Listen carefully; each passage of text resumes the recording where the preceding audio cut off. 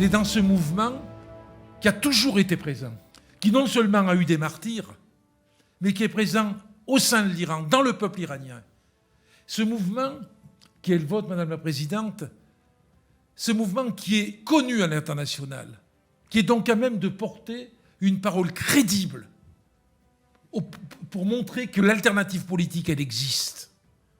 Et bien montrer que tout ce qu'on peut agiter aujourd'hui, comme l'a dit mon ex-camarade Jean-Pierre Brard, bien expliquer tout ce qu'on nous sort aujourd'hui sur les possibilités d'alternance et tout ça c'est de l'habillage.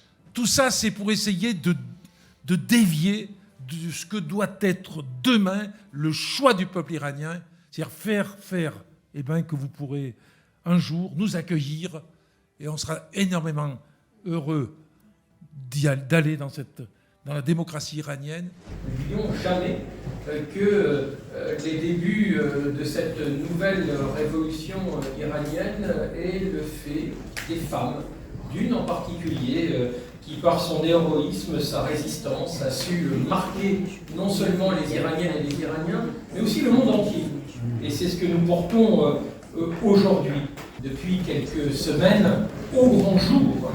Et je dirais finalement, dans la continuité d'un certain nombre de précédentes attaques, il est là. Quand je parle de précédentes attaques, je pense à un acte terroriste, mais notamment ce qui s'était passé à Villepinte il y a quelques années, en rappelant qu'un diplomate iranien était à l'origine, ou en tout cas un exécutant de cet attentat heureusement déjoué.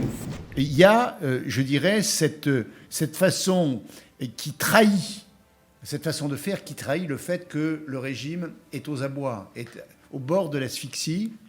Et les deux cibles principales, c'est tous les membres de l'OMPI, où qu'ils résident à travers le monde, et c'est naturellement les réfugiés d'Ashraf, qui sont un symbole, qui sont... voilà, cette ville extraordinaire que nous avons visitée. Moi, je suis allé 3 fois. J'ai vu cette ville grandir. C'est une aventure humaine absolument extraordinaire. Il y a un concentré de savoir-faire, d'intelligence, de courage, de résistance incroyable. Et c'est aussi un lieu. Et c'est pourquoi ce lieu et ce peuple d'Ashraf sont les cibles que l'on doit absolument et impérativement détruire. Ça, c'est ma première conviction.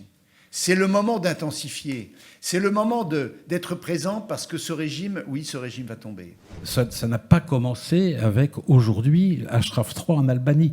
Partout, ils sont pourchassés, poursuivis par les exactions des Iraniens, des régimes des mollahs. Partout. Et y compris maintenant, j'allais dire, sur le continent européen et dans un pays membre de l'OTAN.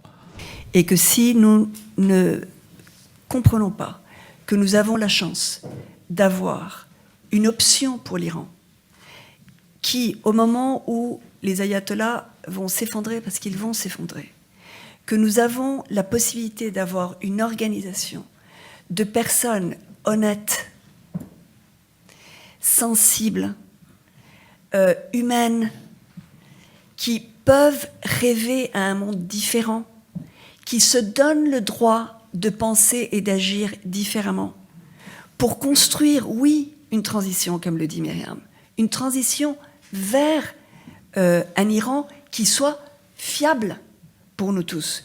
Mais notre combat, il dépasse complètement notre soutien à l'Iran. Parce qu'en combattant les ayatollahs, nous combattons les fauteurs de guerre dans toute la région. Donc, soutenir le peuple iranien, c'est aussi agir pour la paix. Et la paix, c'est la condition du développement. La paix, c'est la condition pour reconnaître le droit à l'éducation, le droit à la santé.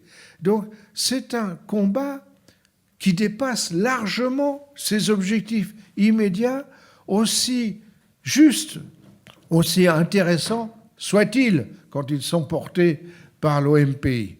Mais on voit bien que ce combat qui est rassembleur, il porte des idéaux d'humanité qui justifient que nous puissions croire ensemble à une humanité meilleure où chacun aura sa place, même s'il ne pense pas comme nous.